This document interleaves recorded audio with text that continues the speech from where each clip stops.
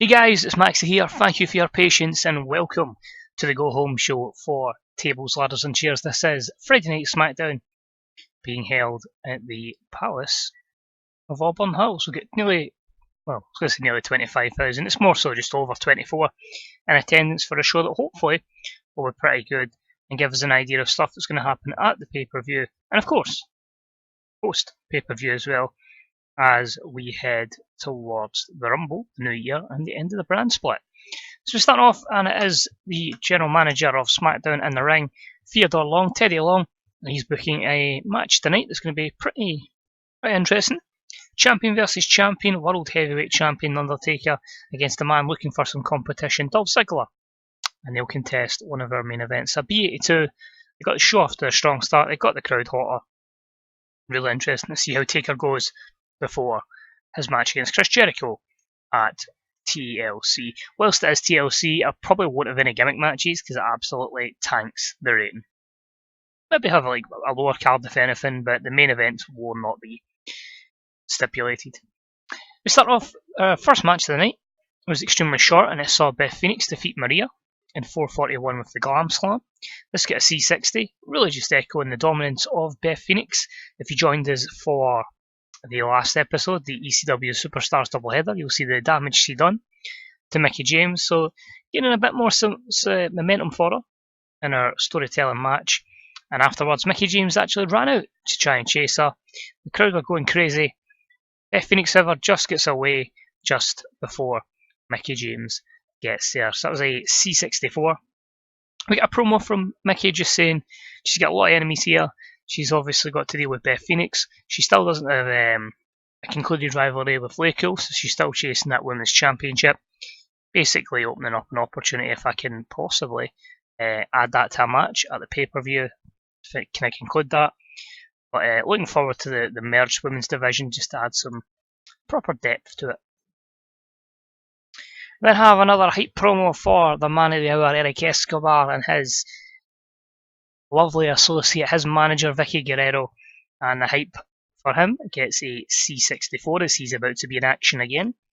And he continues to do what he didn't do in real life, and that's win. And about that had a decent reaction from the crowd.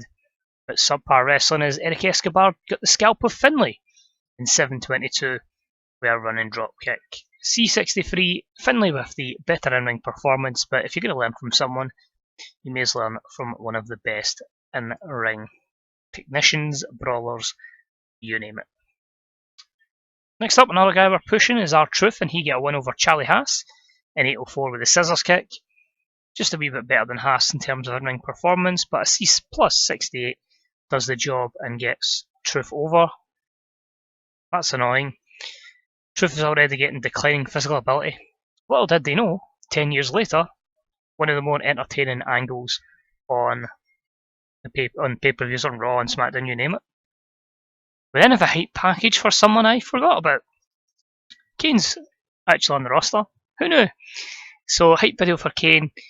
His impending return to WWE is going to be soon, and that is a B82 for the Big Red Machine.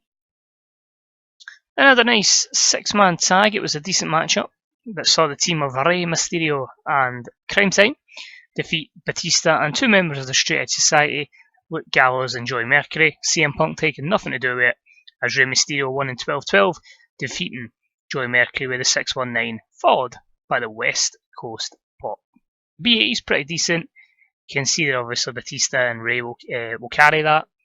But I have to say, they're decent performances from Gallows and Shad as well. Continues the storyline between Batista and Rey Mysterio as they'll go to one final match. And then, about the had superb wrestling in great heat. The Undertaker defeats Dolph Ziggler in 13:46 with a choke slam. So B82, 97 for the Undertaker. It got the crowd hotter as well. 81 for Ziggler. So obviously this is going to be limited by the short match length, under 16 minutes. So it caps at a B82, but I'm happy with that. That's what I was aiming for.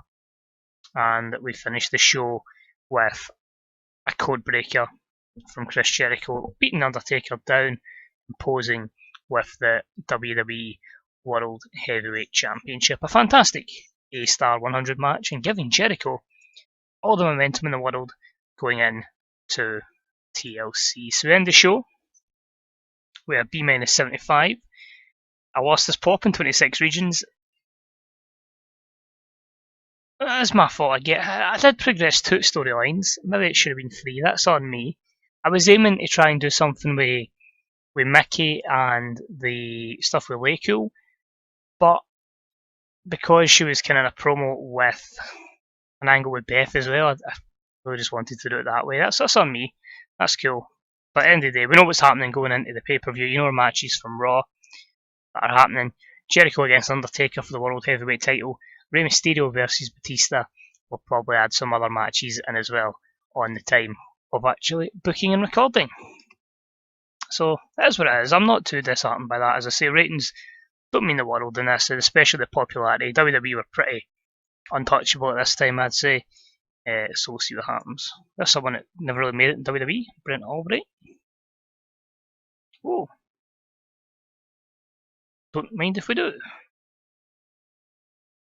So TNA have offered them 11.2. We'll go 12.1 for 3 years. Because remember, they were looking to sign Abyss around at this time, and he offered a match with Taker. So we'll put the bid in. It doesn't have a picture. I'm just basically doing people we sign will be assigned the appropriate picture. So TNA are offering our contract to John Hennigan. How are we doing with this one? Well, we're up to 33, and they're 30. We're 34,000. How are we? What? Possibly because we are offering him a better a sign-on bonus. I'll keep it at that. If he goes, he goes. You know, there's plenty of people we're going to have that we can use from FCW, and obviously going to one brand, there will be plenty of space as well for others to pop up. But yeah, so a couple of interesting things that we'll find out in the next episode. Will we sign Abyss? Will we lose John Morrison? And will we have a spectacular pay-per-view? So cheers for watching, much appreciated. I hope to have the pay-per-view up in the next few days. I'm starting to get the ideas together for the series that will be starting at the start of October. I don't think it'll be right on the start because that is kind of crossing paths with FIFA, and there'll be a couple of days where I'll just be kind of playing that religiously. So I'd maybe expect it a wee bit after that. I just want to kind of get an idea into the save, get used to the data, and there's a few characters I still need to kind of get used to. So yeah, cheers for watching, much appreciated. Any predictions for the pay-per-view, let me know. Hopefully I'll see you next time for some more of We Are Perfection. Goodbye and enjoy the rest of your day.